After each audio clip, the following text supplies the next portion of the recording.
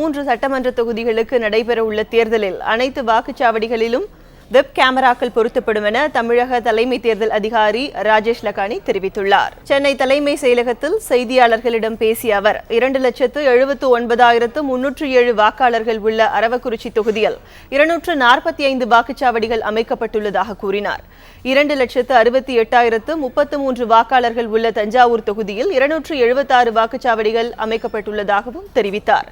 திருப்பரங்குன்றம் தொகுதியில் 2,80,000 வாக்காளர்கள் உள்ள நிலையில் 291 வாக்குச்சாவடிகள் அமைக்கப்பட்டுள்ளதாகவும் அவர் குறிப்பிட்டார். 3 தொகுதிகளுக்கும் நடைபெறவுள்ள தேர்தலில் 3,248 அலுவலர்கள் தேர்தல் பணியில் ஈடுபட இருப்பதாகவும் ராஜேஷ் லக்கானி கூறினார்.